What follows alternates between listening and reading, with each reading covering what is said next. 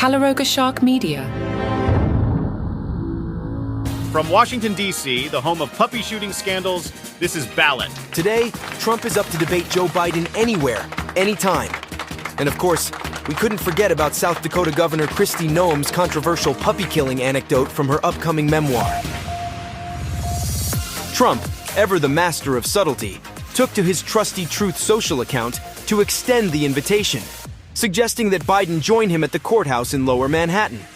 Because nothing says fair and balanced debate like holding it at the very place where Trump is currently on trial for allegedly covering up hush money payments. It's like inviting your ex to hash things out at the scene of the breakup. Now, you might be thinking, why would Biden agree to this?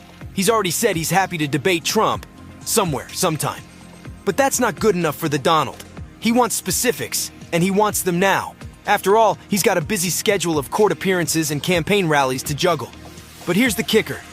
Trump doesn't think Biden will actually show up.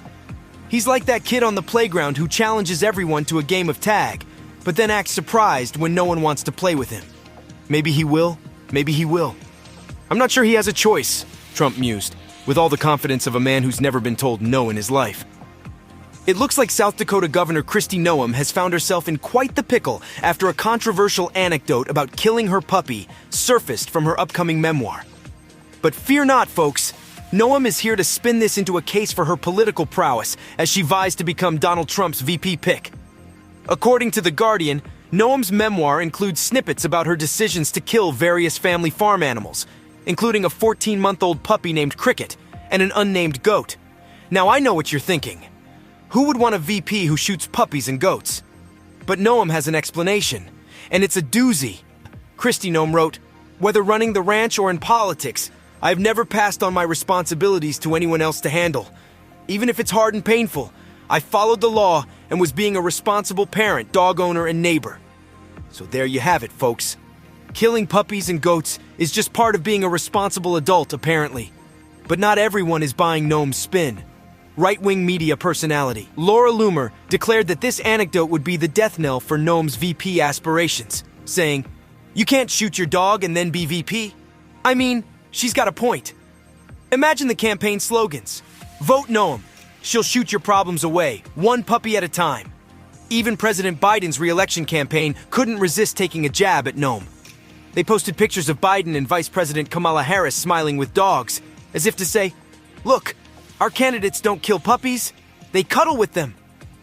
And let's not forget Florida Governor Ron DeSantis, who took the opportunity to post a call to action for people to adopt rescue dogs.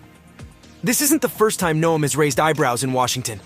In March, she posted an infomercial-style video for a Texas dentist, appearing to act as a commercial testimony for the business, despite holding public office.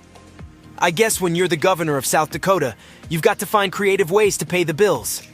Will this controversy be the final nail in her political coffin, or will she somehow spin it into a tale of her unwavering responsibility and toughness? Only time will tell. But one thing's for sure.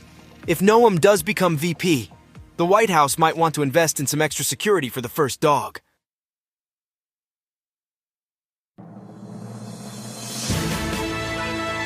As we begin a new week, let's remember where we were, in a segment I'm calling What the Hell Happened Last Week in Court. First up, we had David Pecker, the former National Enquirer publisher and CEO of American Media, Inc. This guy spent 4 days on the stand, dishing out all the dirty details about catch-and-kill deals and how he used his tabloid to help his buddy Trump win the presidency. By the end of his testimony, Pecker looked like he needed a nap. But the real question at the heart of this case is whether Trump's actions constitute election interference. Prosecutors argued that the hush money payments to Stormy Daniels were concealed to help Trump win the White House, while Trump's team claims there's nothing wrong with trying to influence an election. And speaking of Trump, let's talk about how he's been looking in the courtroom. Unable to respond to the allegations against him, he's been sitting there silently, shaking his head and closing his eyes like he's trying to take a quick nap. It's not exactly the image of a vigorous candidate ready to take on the presidency again. Maybe he should have brought a pillow. But while Trump may be struggling in the New York courtroom, he had a better day at the Supreme Court. His lawyers argued that he should have immunity from prosecution for actions he took as president, and the conservative justices seemed pretty receptive to the idea. It's almost like having 3 of your own nominees on the bench really pays off. And finally, let's not forget about the ongoing battle over Trump's gag order. Prosecutors say he's violated it 14 times, and they want him fined $1,000 per post. Trump, of course, continues to blast the order while his team argues that he's just responding to his adversaries. That's all for this episode of Ballot. Remember, if you ever find yourself in a situation where you're considering shooting a puppy, maybe take a page out of Ron DeSantis' book and adopt a rescue dog instead. Portions of this podcast may have been created with the help of AI. We definitely didn't seek Kristi Noem's help, I can tell you that.